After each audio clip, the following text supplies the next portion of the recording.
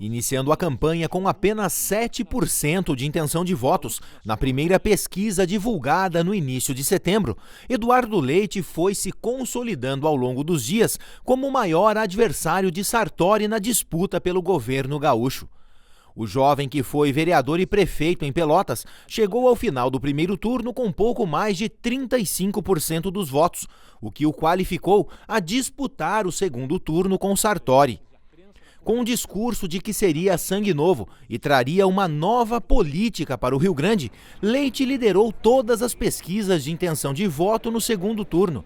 E a tendência, confirmada por volta das 6h40 da tarde de ontem, quando já não mais seria alcançado por Sartori e estaria matematicamente eleito governador do estado gaúcho.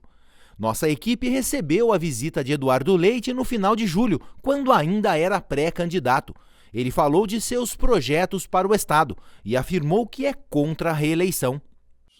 Eduardo, antes de a gente começar e entrar nos assuntos que foram separados aqui para a gente dialogar nesse tempo, eu queria que rapidamente você falasse quem é o Eduardo Leite. Claro, eu tenho 33 anos, fui prefeito de Pelotas e antes de ser prefeito de Pelotas fui vereador, fui secretário municipal e nas eleições de 2016, quando eu poderia concorrer à reeleição, eu apresentei à população que não concorreria à reeleição em Pelotas porque eu sou contra a reeleição para cargos executivos.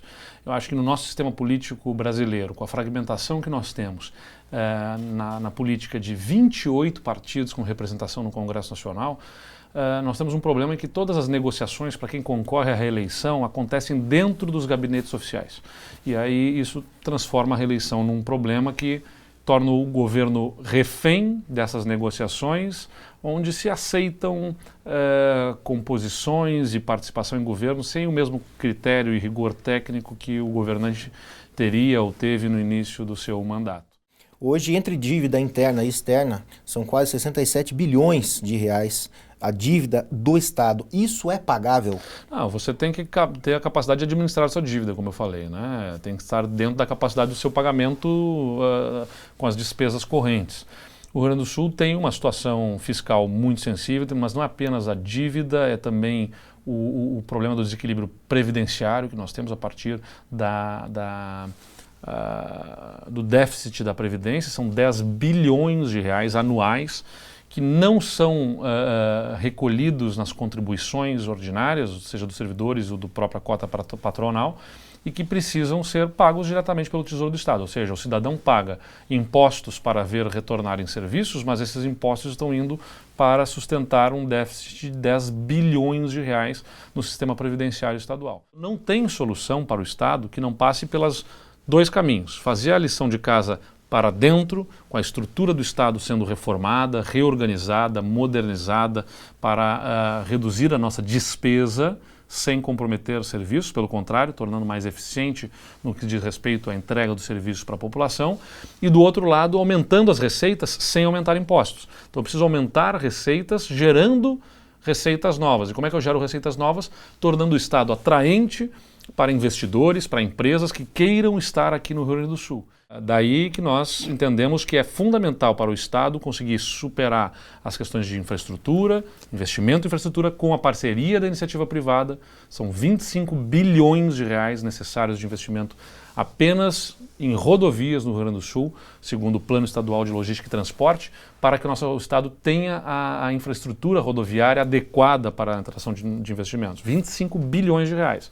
Não preciso dizer que o Estado não tem esse recurso em caixa e o governo federal, também sofrendo com uma grave crise, né, de 170 bilhões de reais de déficit nas suas contas anuais, não tem essa capacidade de investimento. Então, nós precisamos viabilizar isso em parceria com a iniciativa privada. Falando em iniciativa privada, como é que você vê a questão da privatização da CRM, da CE, da Sulgás? Entendo que são necessárias para o Estado. A CE é importante que a população compreenda, né? Ela não é dona da energia elétrica, ela é uma concessionária. O serviço de energia elétrica ele tem a titularidade no governo federal e o governo federal faz concessões. No caso do Rio Grande do Sul, nós temos uma empresa pública que faz essa operação. Aliás, temos uma empresa pública e uma empresa privada. Parte do Rio Grande do Sul é feita pela RGE. Então, a CE, se ela não cumprir o seu contrato com a concessão que ela tem com o governo federal, inclusive com os investimentos necessários e com o equilíbrio das suas finanças, né, os balanços adequados que comprovem a sua capacidade de investimento, ela perde a concessão. E ela está muito perto de perder a concessão se ela não tiver um aporte de 2 bilhões de reais nos próximos anos. A Sulgás ela não é deficitária, mas ela tem muita restrição de capacidade de investimento, o que cerceia boa parte da população dos serviços que ela oferece, mais baratos, com maior qualidade do que, né, no fornecimento de gás, por exemplo, que poderiam também ser um diferencial competitivo para o Estado. Então, são setores em que o governo não precisa operar diretamente, que o papel dele é regular, fiscalizar, mas não operar, e por isso que nós entendemos que eles têm que ser repassados à iniciativa privada. Segurança para nós é absoluta prioridade, colocar ordem no Estado, garantir condições de tranquilidade para a população gaúcha viver. Isso envolve efetivo, envolve recursos humanos, portanto, tecnologia. Você tem que usar a tecnologia no processo de gestão, de integração das informações, para conseguir fazer o mapeamento correto do empregamento do efetivo, inclusive. Isso que ajudou Nova York a superar a criminalidade também. Não é só ter mais efetivo, é conseguir empregar com efetividade e eficiência esse efetivo nas zonas, nas regiões e nos horários em que a criminalidade acontece.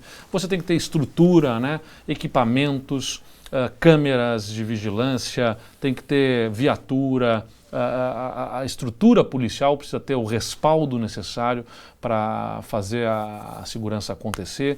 Você tem que trabalhar muito forte com integração entre as polícias, entre os órgãos estaduais, mas também entre o Estado e os municípios que trabalham com muitos deles com as suas guardas municipais. Se eu não me engano, 30 municípios gaúchos têm hoje guardas municipais, que têm um efetivo representativo, pelo menos 6 ou 7 mil guardas municipais que podem se incorporar nessa tarefa da segurança pública, que tem que se fazer isso de forma integrada com a Polícia Militar, com a Polícia Civil.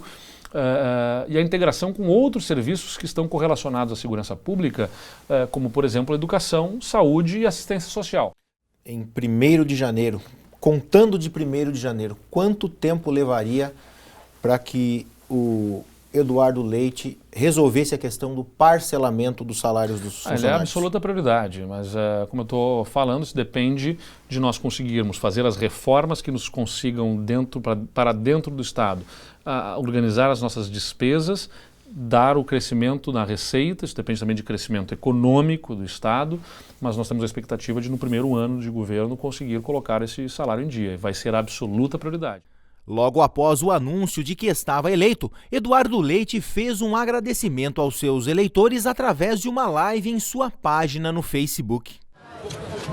Meus amigos e minhas amigas, seguidores do nosso Facebook,